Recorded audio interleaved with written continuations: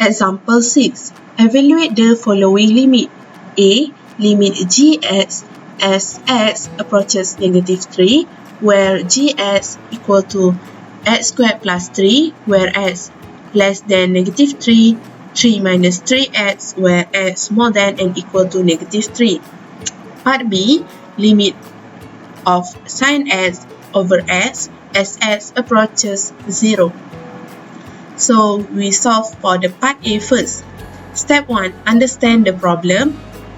In this part, we need to evaluate the limit of the polynomial, limit of fx, where x approaches to negative 3. Step 2. Devise a plan. We will determine the stated two-sided limit by first considering the corresponding one-sided limit. For each one-sided limit, we must use that part of the formula that is applicable on the interval over which x varies. For example, as x approaches negative 3 from the left, the applicable part of the formula is fx equal to x squared plus 3. And as x approaches negative 3 from the right, the applicable part of the formula near negative 3 is fx equal to 3 minus 3x. Okay, we refer back to the piecewise function. As x approaches negative 3 from the left, the applicable formula is x squared plus 3. Meanwhile, when x approaches negative 3 from the right, the applicable formula is 3 minus 3x. So we carry out the plan to solve the limit.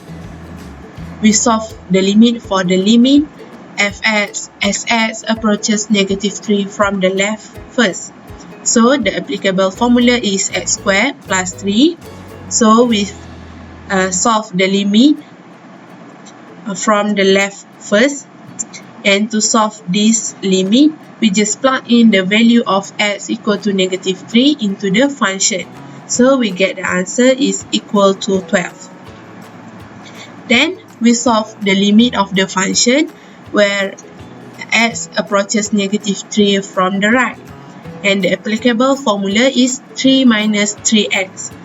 So same goes to this limit. We just plug in the value x equal to negative 3 into the function or for applicable formula. And we also get the answer equal to 12. Since one-sided limits are equal, we have limit of gx as x approaches negative 3 equal to 12.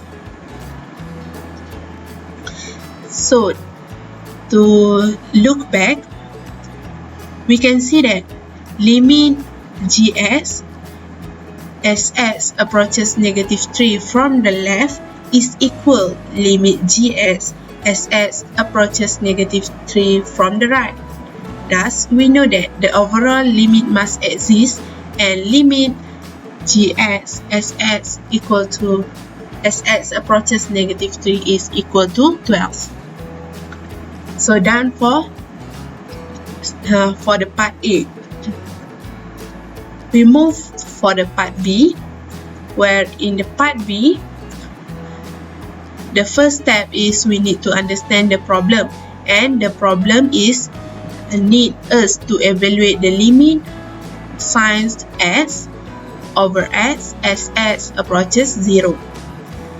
Since this limit is an indeterminate form of type 0 over 0, so we will need to devise some strategy for making the limit if it exists evident. One such strategy is by using L'Hopital rule. So we carry out the plan where we solve the limit by using L'Hopital rule. And in L'Hopital rule, we must differentiate the numerator and differentiate the denominator and then take the limit. So, when we differentiate sin x, we got cos x, and when we differentiate x, we got 1, and then we plug in the value x equal to 0 to evaluate the limit. So the answer after we plug in the value x equal to 0 is equal to 1. So this is the answer for this part B. Okay, so we continue the step 4 for look back, where we can check the answer geometrically by plotting graph of the function given using Desmos or graphing calculator application. Okay, this is the graph of the function where y equal to fx, and based on the graph above, we can see that x gets to the value of 0.